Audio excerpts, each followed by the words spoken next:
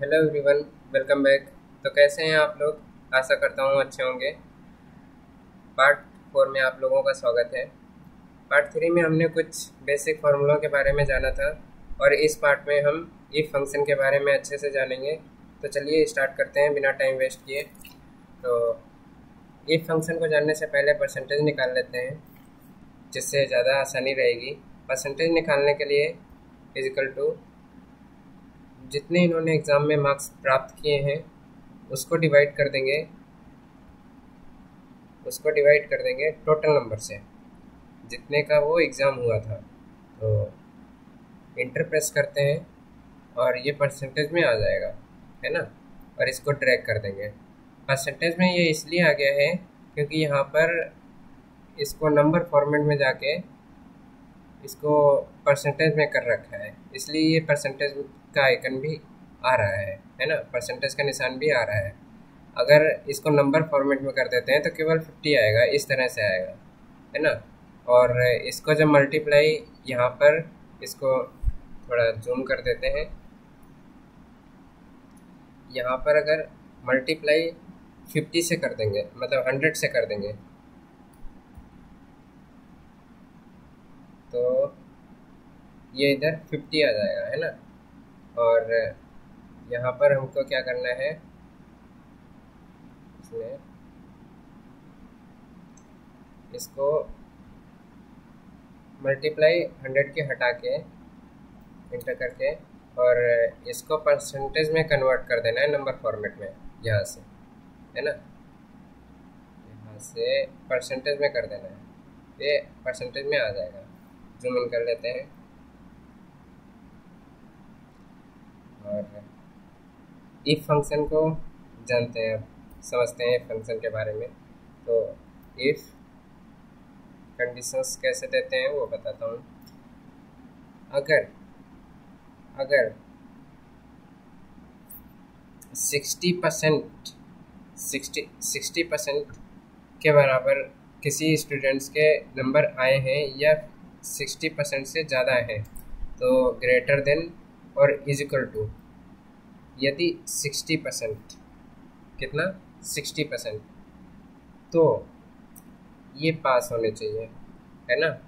और टेक्स्ट को हमेशा डबल इन्वर्टेड कॉमा में लिखा जाता है, तो ये पास होने चाहिए, है ना, पास। और नहीं, वैल्यू इफ फॉल्स, अगर ये कंडीशन फुलफिल नहीं होती है तो क्या होना चाहिए, फेल होना चाहिए। तो यहाँ डबल इन्वर्टेड कॉमा में फेल लिख देंगे, फेल, है ना। और डबल इन्वर्टेड कॉमा बंद और उसके बाद ब्रैकेट भी बंद और इंटर कर देंगे। तो ये तो भैया फेल हो गए, है ना। और इसमें से कोई पास हुआ क्या? हाँ, ये पास हुए। तो इनका 60% से ज़्यादा मार्क्स है, इसलिए पास हो गए। बाकी सब लोग मेहनत नहीं करते थे, इसलिए फेल हो गए। चलो, बड़ी अफसोस की बात है। अब यहाँ पर 3 चीज़ें देखेंगे, है ना। पहली चीज़ 60%, 50% और 40%।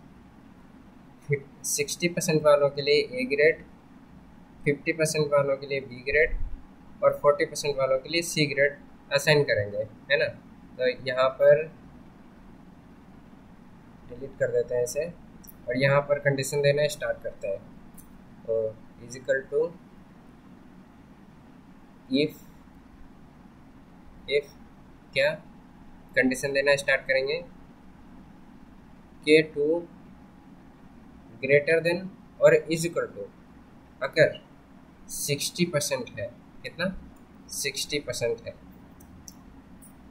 तो वैल्यू इफ ट्रू में क्या आएगा, वैल्यू इफ ट्रू में आएगा डबल इन्वर्टेड कॉमा में ए, है ना, ए। यही तो किया था अभी थोड़ी देर पहले, वहाँ पर पास और फेल लिखा था, यहाँ पर ए लिख रहे हैं, comma value if false.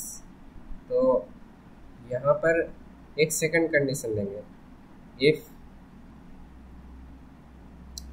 If logical test में यही वाली वैल्यू ग्रेटर देन और इज इक्वल टू, अगर 50% है, कितना, 50%, तो क्या होना चाहिए, इसको बी ग्रेड मिलना चाहिए, इज इक्वल टू बी के बी ग्रेड के बराबर होना चाहिए, है ना। और comma value if false, value if false में क्या रहना चाहिए, अब तो केवल लास्ट कंडीशन बची है, तो अब इफ लगाने की ज़रूरत नहीं है ना। तो यहाँ पर अगर अगर ये वाली वैल्यू नहीं होता है तो ऑटोमेटिकली सी ग्रेड होना चाहिए, है ना। तो कॉमा और यहाँ पर सी ग्रेड, और फिर ब्रैकेट बंद कर देंगे, फिर से ब्रैकेट बंद कर देंगे और इंटर प्रेस कर देंगे। तो इनको तो बी ग्रेड मिला भैया, है ना, और इनको भी सी मिला, इनको भी सी मिला, और इनको ये बच्चा मेहनती था, इसको पढ़ने में मन लगता था, है ना। अगर वीडियो पसंद आया हो तो लाइक और सब्सक्राइब करें